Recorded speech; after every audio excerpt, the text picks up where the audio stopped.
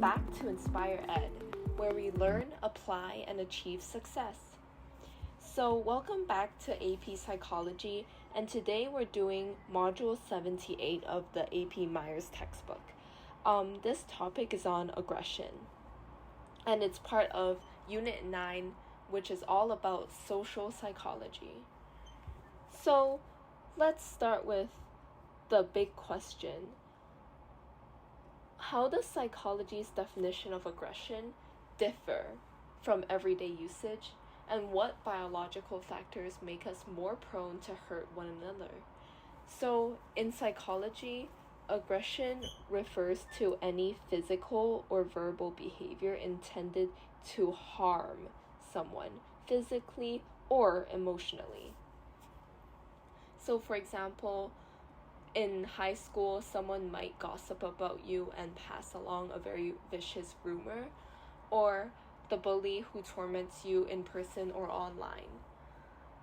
And these are emotional aggression. And in terms of physical aggression, it would be something like an attacker who mugs you for your money, which is physical aggression. And of course, aggressive behavior emerges from both the interaction of biology and experience. So, for example, for a gun to fire, the trigger must be pulled. With some people, as with hair trigger guns, it doesn't take much to trip an explosion. So, let's look first at some biological factors that influence our aggressive behavior. So, the biology of aggression it varies from culture to culture, but biology does influence aggression. So, there are 3 levels of biological influences. The first is the genetic influences. So, for genetic, and the second one is the neural influences, and the third is the biochemical influences. So for genetic influences, genes influence aggression. So if one identical twin admits to having hot temper, the other identical twin would also admit the same thing. However, for fraternal twins, they are much less likely to respond similarly. And this is because their genes are not as strong as identical twins. And so there are a few genetic markers in those who commit violent acts. The first one is the Y chromosome, which men and boys have. And another one is the MAOA gene, the monoamine oxidase gene. So the MAOA gene basically breaks down neurotransmitters such as dopamine and serotonin. So these are also called the warrior gene, and typically people who have low MAOA gene tend to behave aggressively when they are provoked. And this is because they have less of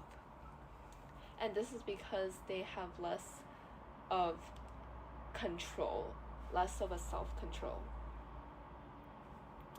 In terms of neural influences, which is the second level, is,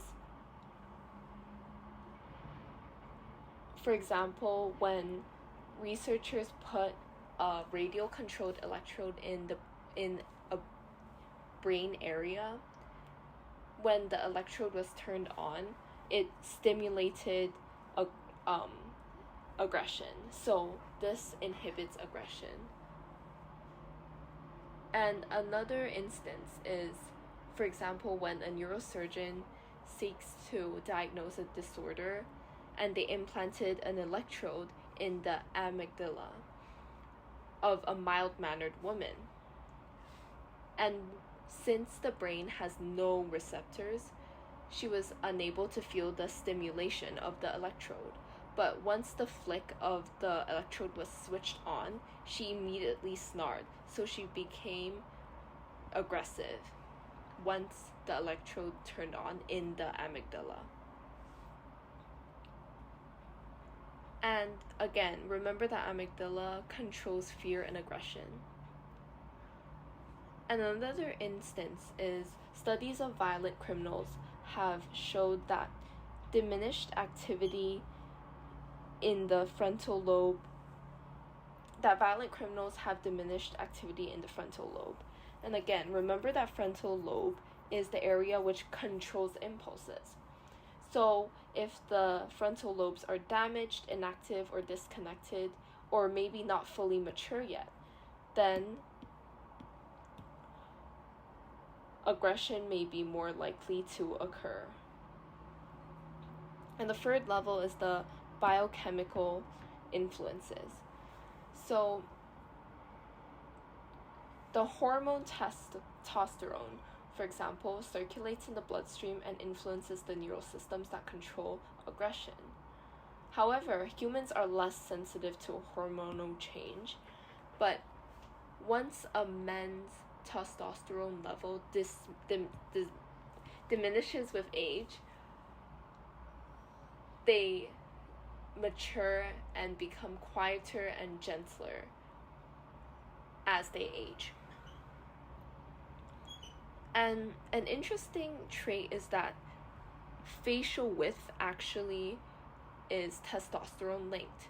So a high facial width to height ratio is perceived to be more dominant by women, and this high facial width to height ratio is a great predictor of a man's aggressiveness and also prejudice attitudes. And another high testosterone linked trait among males is also irritability, assertiveness, impulsiveness, hard drug use, low tolerance for frustration. These are all high testosterone linked traits. For example, drugs sharply reduce testosterone levels. Drugs that sharply reduce testosterone levels allow for the male's aggressive tendencies to decrease. And another drug that sometimes circulates in the bloodstream is alcohol. So alcohol unleashes aggressive responses to frustration. So across experiments, it has showed that aggression-prone adults are more likely to drink and to become more violent when intoxicated. This is because alcohol slows down brain activity in areas that control judgment and inhibitions, such as the frontal lobe, as we mentioned earlier. And so when, for example, they get an accidental push from someone at the bar, they might interpret these harmless accidental acts as provocations, and they will react aggressively. And this is why in Russia, 73% of homicides is linked to alcohol. And the interesting thing is that people who think they have consumed alcohol may also become more aggressive. So alcohol affects both biologically and also psychologically.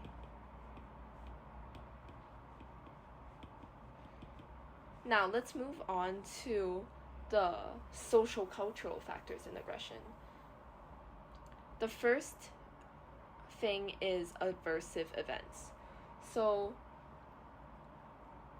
a prime example of this phenomenon is the frustration aggression principle, which is basically the principle that frustration is, which is the blocking of an attempt to achieve some goal, creates anger and thus aggression.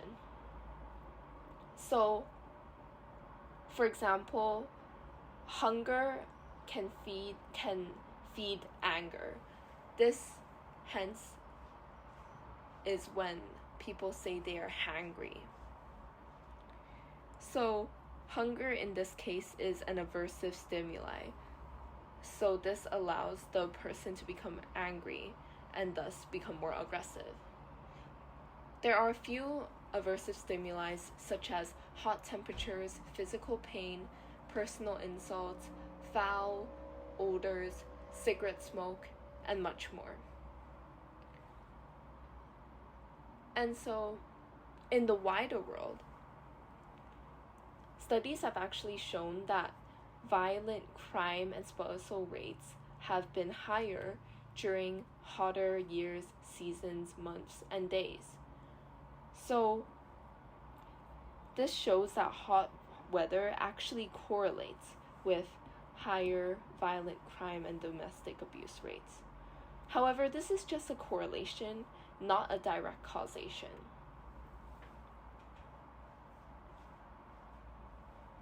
And another social cultural factor is reinforcement, modeling, and self-control. So, as we learn that our behavior is reinforced, so basically we learn when our behavior is reinforced, and we also learn by watching others and imitating their behavior, which is also known as observational learning.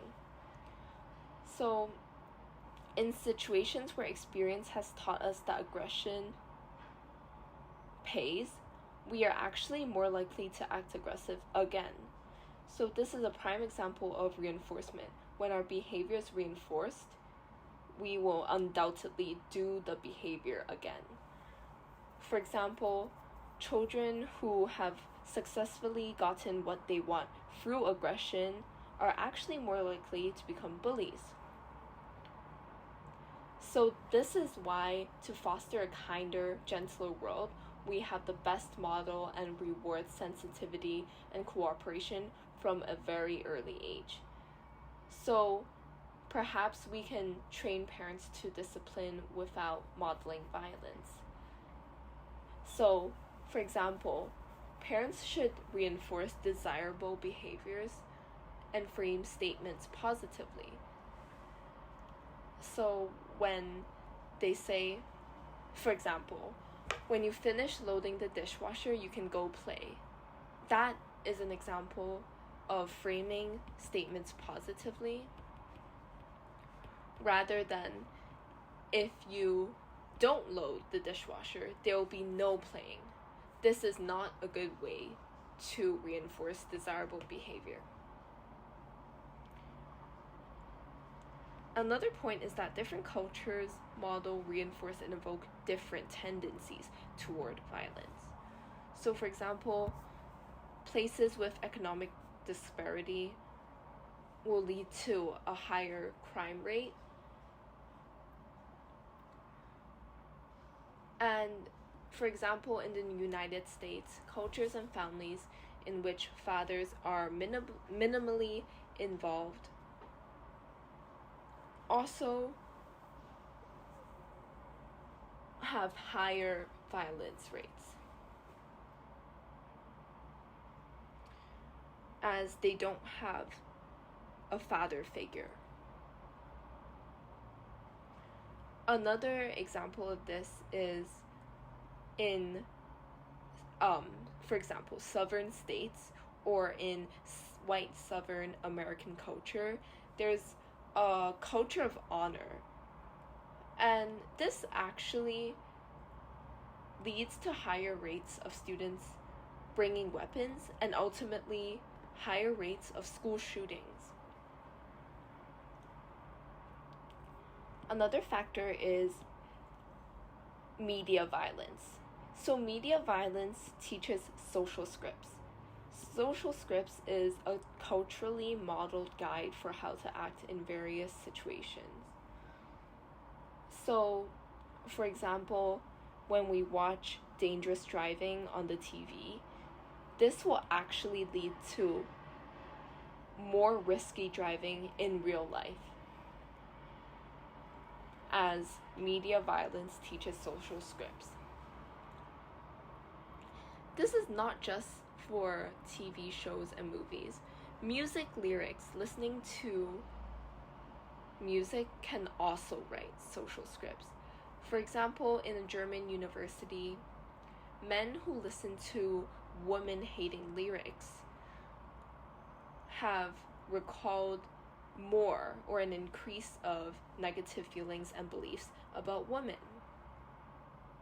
And of course, this effect goes vice versa. So when women listen to men-hating lyrics, they also have an increase in negative feelings and beliefs about men.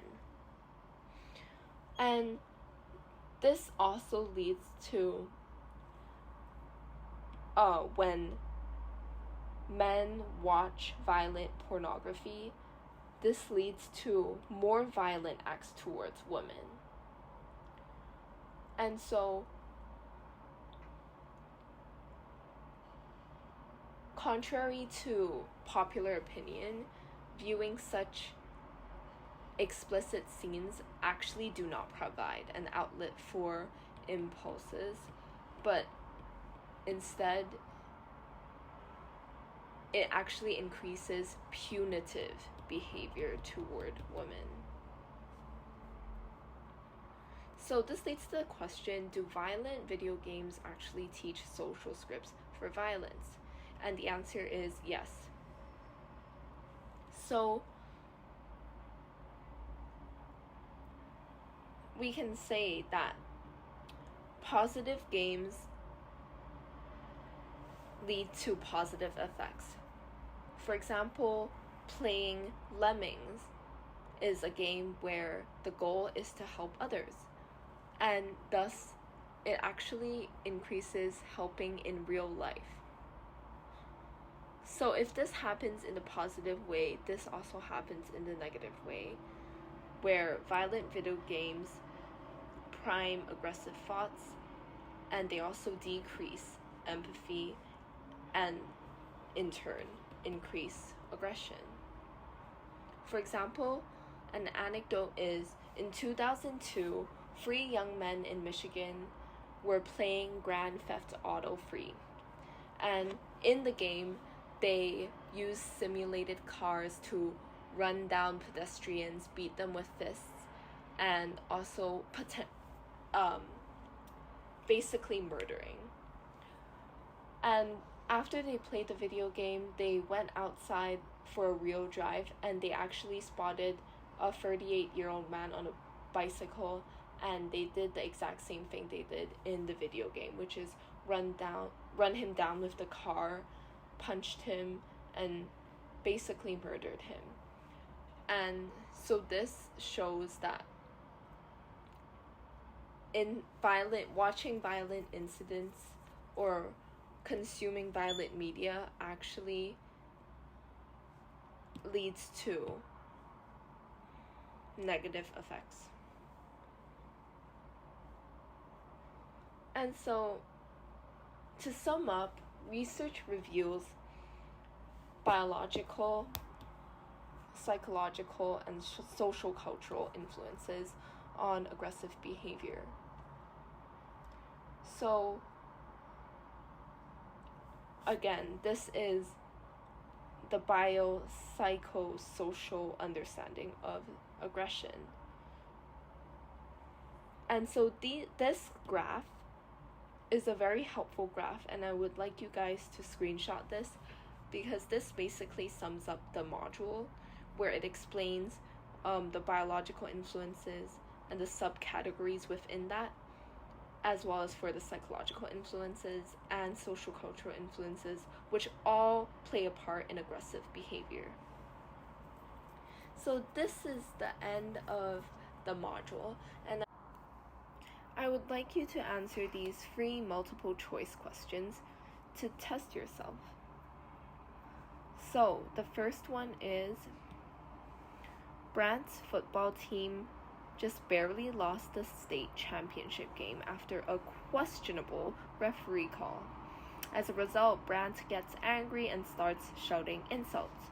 Which of the following terms best identifies this chain of events?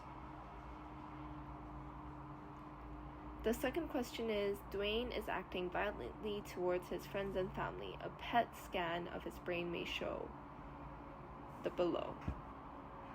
Which of the following is an example of a social cultural influence on aggressive behavior? And again, pick one.